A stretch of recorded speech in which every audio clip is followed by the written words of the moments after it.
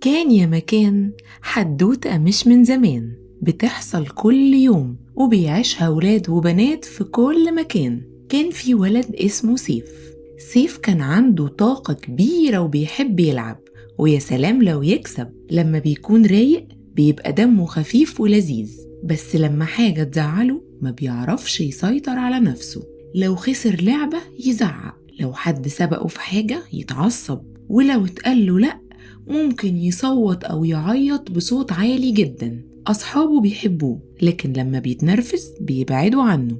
وفي يوم في المدرسة كانوا بيلعبوا بازل، وكل فريق بيجمع شكل. سيف كان في فريق بيلعب معاه آدم صاحبه و2 كمان، لكن قطعة البازل في نص اللعبة ضاعت. لما سيف لقى القطعة دي ضاعت قال بصوت عالي: انتوا ضيعتوا واحدة، اللعبة دي مش صح، أنا مش هلعب تاني. آدم صاحب سيف اتضايق من صوته العالي، وسيف سابهم ومشي لوحده. وبعد البريك حاول آدم يقرب من سيف في الفصل وقال له: يا سيف، ممكن نرجع نلعب مع بعض بعد الحصة؟ سيف رد بعصبية: ليه؟ عشان تخسرني تاني؟ أنا مش بلعب مع حد بياخد حاجتي. آدم رد وقال له: أنا ما خدتش حاجة، أنت بعد ما مشيت لقينا قطعة البازل وقع مكانك. سيف معرفش يرد عشان طبعا كان غلطان ومفكرش قبل ما يتكلم.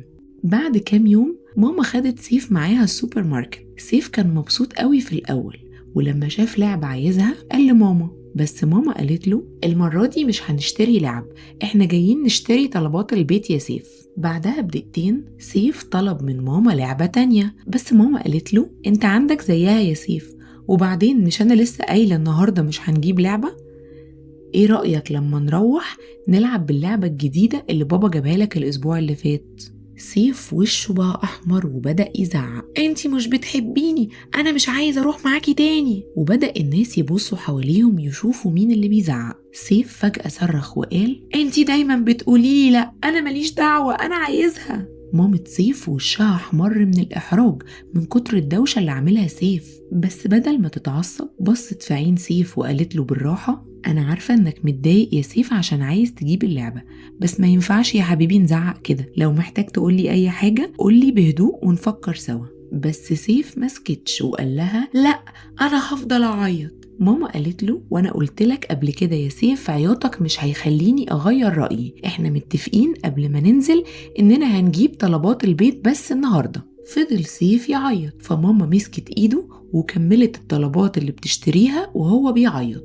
ولما وصلوا البيت ماما حضنته وقالت له: انا زعلانة منك يا سيف، ما ينفعش كل ما نروح مكان تفضل تعيط وتصر انك تعمل اللي انت عايزه، يا اما تعمل كل الدوشة دي. سيف قال لها: انا اسف يا ماما، انا ببقى متضايق ومش عارف بتكلم كده ازاي. ماما ردت: يا سيف، كل الناس بتتضايق، بس الفرق ان في ناس بتتعلم تتحكم في الزعل وفي صوتها العالي. وبعدين قالت له: تعالى نجرب طريقة جديدة، لما تحس انك هتتعصب خد نفس كبير وعد لحد 5. سيف استغرب وقال: عد كده يعني 1 2 3؟ ماما قالت له: بالظبط، جربها المرة الجاية وشوف هتحس بإيه. بعدها بكام يوم في المدرسة لعبوا تاني لعبة البازل وكملوها للآخر المرة دي، بس فريق سيف خسر. سيف كان هيبتدي يتنرفز ويزعق، بس افتكر كلام ماما: نفس يا سيف وعد 1 2 3 4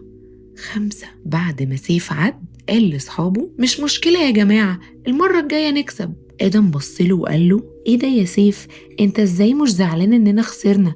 انت اتغيرت ازاي كده؟ سيف قال له: زعلان يا آدم، بس انا بحاول ما ضايقكوش. وفي آخر اليوم سيف رسم رسمة كبيرة فيها قلب وعليها كلمة هدية واداها لمامته وقال لها: انا مش بزعل زي الاول يا ماما، وبحاول ما اتعصبش ولا زعق. ماما حضنته وقالت له: وانا فخورة بيك يا سيفو، كل مرة هتفتكر كلامنا هتبقى اهدى لما تعرف ان العصبية مش بتعمل لنا حاجة. يعني النهاردة لو انت كنت اتعصبت ولا زعقت كانت النتيجة هتتغير وتكسب؟ طبعا لا، وانت شاطر وفهمت كده. ومن يومها كل ما كان سيف يحس بالغضب يفتكر النفس والعد 1 2 3 4 5، ويفتكر انه مش عايز يزعل اي حد بيحبه، وان الزعيق والعصبية مش هتغير نتيجة الموقف اللي احنا فيه. وخلاص سيف اللي كان بيزعل بسرعة بقى بطل في التحكم في النفس.